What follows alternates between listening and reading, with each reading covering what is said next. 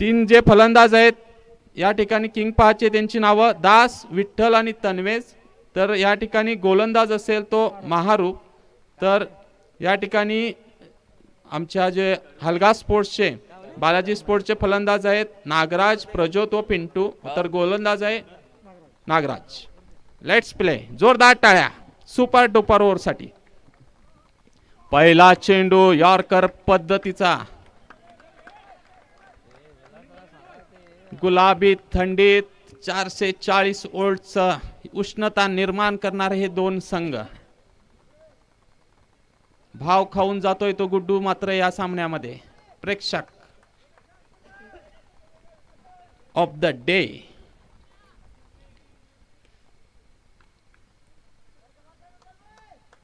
स्ट्राईकवर येतोय तो विठ्ठल.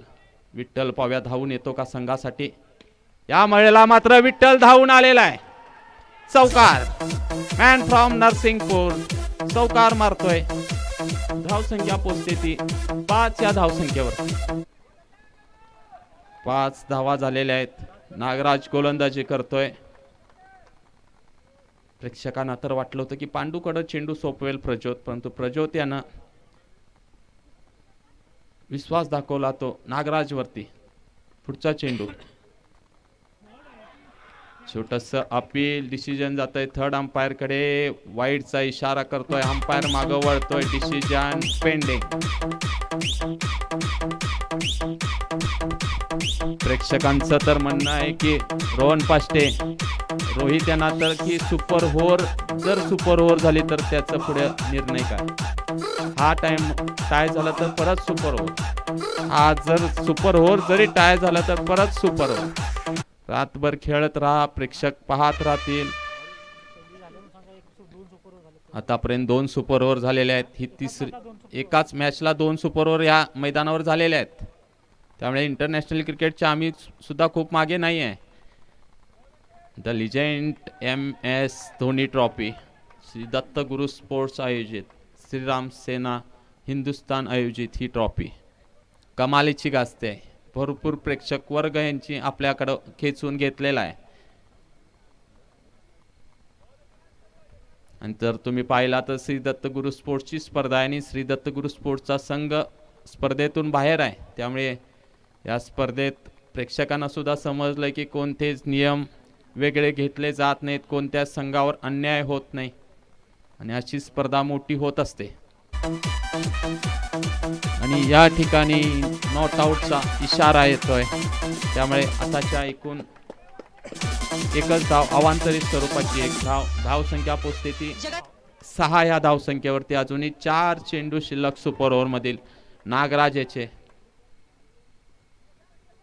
स्ट्राईकवर विठ्ठल आणि या ठिकाणी फसतोय नागराज. फसतोय. चेंडू जातोय. वाईडचा इशारा. 4 धावांसाठी 5 अवांतरित धावा. धावसंख्या पोचते ती 11 या धावसंख्येवरती. 11 धावा झालेल्या आहेत. खराब गोलंदाजी. प्रज्योत यानं खूप विश्वास दाखवला होता तो नागराज वरती. प्रेक्षकांना तर वाटत होतं की पांडू परत गोलंदाजीसाठी येतोय, परंतु गोलंदाजीसाठी निवडलं प्रज्योत यानं ते नागराज याला. यष्टीरक्षण करतोय प्रज्योत. यावेळेला खराब फटका आणि या ठिकाणी विकेट जातोय. पहिला धक्का बसतोय. त्यामुळे ही लास्ट मन आता येणारा फलंदाज धरला तर लास्ट मन जोडी मैदानात, कारण की हा सुपर ओव्हरच्या नियमानुसार 3 फलंदाजच खेळू शकतात. त्यामुळे 2 फलंदाज बाद झाल्यास त्यांची सुपर ओव्हर या ठिकाणी समाप्त होते. त्यामुळे एखादा विकेट परत जर घेतला तर 11 धावा आता सध्या झालेल्या आहेत. अजूनही 3 चेंडू शिल्लक आहेत.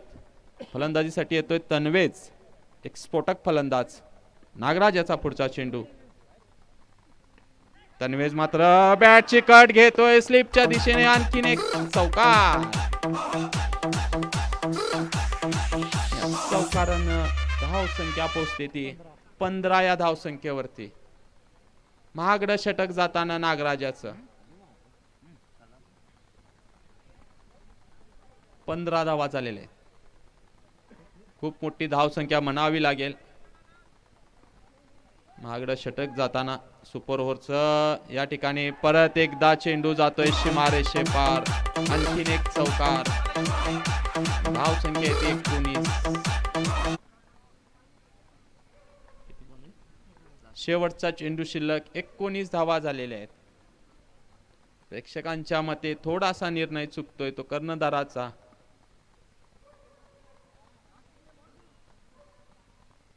आणि हे षटक महागडं षटक सुपर ओव्हरचं संपतंय. 20 धावांचं लक्ष असेल ते 6 चेंडूमध्ये. बालाजी स्पोर्ट्स हलगा संघाला एक गाव एक संघ घेऊन सुद्धा एवढा संघर्ष एवढी जिद्द या संघामध्ये आहे. गावकऱ्यांचा मोठा पाठिंबा. सामाजिक कार्य सुद्धा अग्रेसर असतात ते हे खेळाडू. 6 चेंडू 20 धावा. परंतु क्रिकेटमध्ये अशक्य असं काही नसतं. 6 चेंडू 6 षटकार होऊ शकतात. 6 चेंडू 6 चौकार होऊ शकतात. 3 चेंडू 3 विकेट पडू शकतात.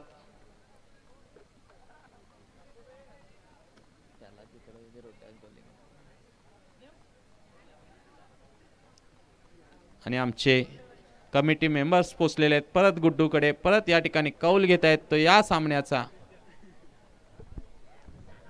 पाहूया का होतंय. गुड्डू काय म्हणतोय. क्रिकेट एक्सपर्ट्स त्याच्या मागे लागलेले आहेत.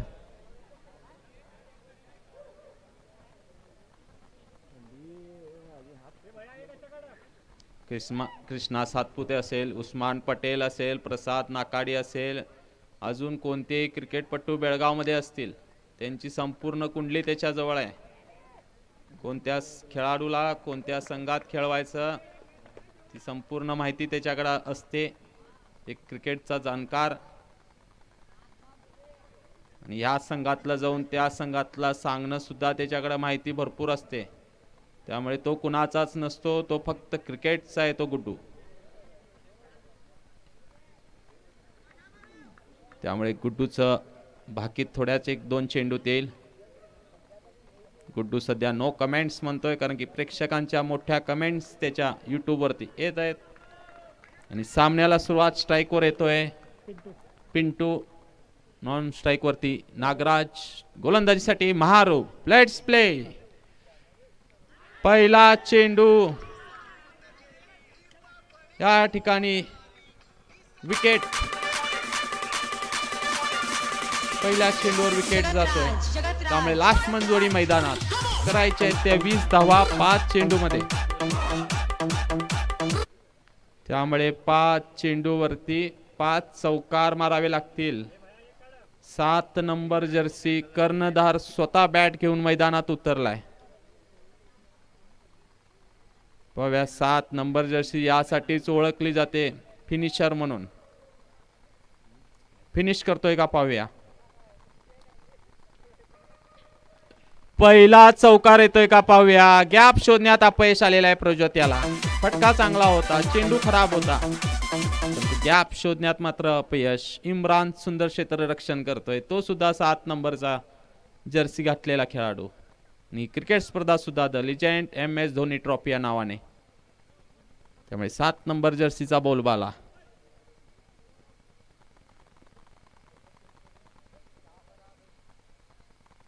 त्यावेळेला मात्र रिव्हर्सचा अटेम्प्ट होतोय. लेग बायच्या स्वरूपातली ही धाव मिळते. विजयाच्या दिशेने वाटचाल ती किंग पाहत संघाची. चांगला संघर्ष दोन्ही संघांनी केला. आणि या ठिकाणी परत एकदा रिव्हर्सचा अटेम्प्ट. स्टंपवरून चेंडू जातोय. स्टंप सोडून खेळण्याचा प्रयत्न प्रज्योत्याचा.